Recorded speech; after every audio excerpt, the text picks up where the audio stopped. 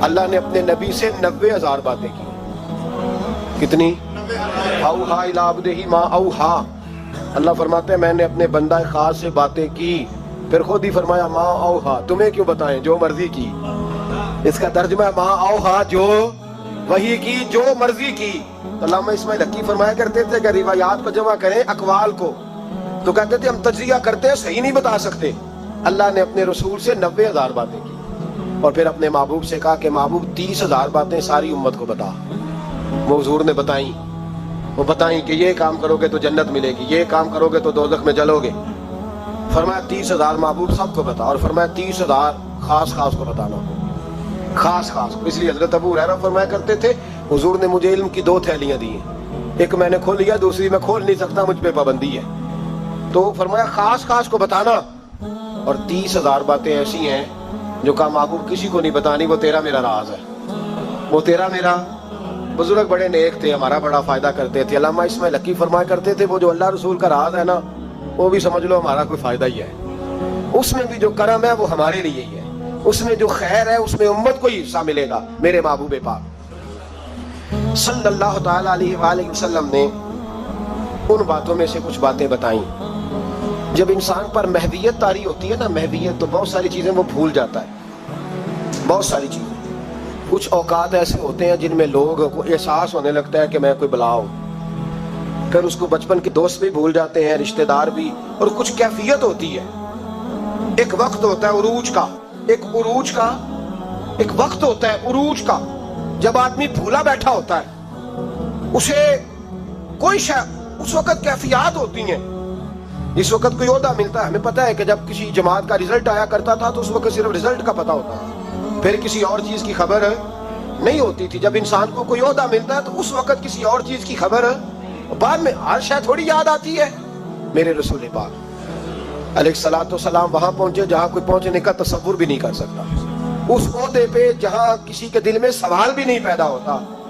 حضرت موسیٰ نے تو ایک تجلی دیکھی تو بے ہوش ہو گئے، اور حضور فرمانے لگے میرے دائیں بائیں تجلیاں ہی تجلیاں تھیں، نور ہی نور تھا، آگے پیچھے دائیں بائیں. اور فرمایا رب کریم نے مجھے اپنے حریم خاص میں بلایا، اور پھر میں نے اپنے رب کی حمد کی اور میرے رب نے مجھ پہ درود بھیجا. اب محبوب فرمانے لگے بڑی باتیں ہوئیں. پھر رب کریم نے کہا او میرے محبوب کے غلاموں، یقین کرو ہم سب کا شکریہ ادا کرتے ہیں. ہم نبی پاک کا شکریہ اگر ادا کر نہیں نہ سکتے تو ہم کوشش بھی نہیں کرتے. اتنا تو ہونا کہ 200-400 بار درود شریف ہی روز پڑھ لیں. فرمایا رب کریم نے کہا محبوب کوئی بات. تو حضور فرماتے ہیں ان تجلیوں میں جہاں حضرت موسیٰ جیسے بے ہوش ہو گئے مجھے بھولا نہیں. میں نے کہا مولا میری امت پہ رحم فرما، اے اللہ میری امت پہ. حضور فرماتے ہیں رب کریم نے کہا 70,000 بغیر حساب کتاب بخش دوں گا. میں نے کہا یا اللہ تھوڑے. فرمایا ہر رمضان کی رات میں 70,000 بخش دیا کروں گا. مولا تھوڑے. لیلۃ القدر آئے گی تو جتنے پیچھے بخشے ملا کے بخش دوں گا. یا اللہ تھوڑے. کوئی نہیں اتنا کسی کے لیے بحث کرتا، کوئی نہیں اتنا کسی کے لیے گفتگو کرتا. کون ہے بس ٹھیک ہے سفارش کر دی، میں نے ٹیلی فون کر دیا، مجھ سے جھکا نہیں جاتا. لوگ اتنا ہی کہتے ہیں.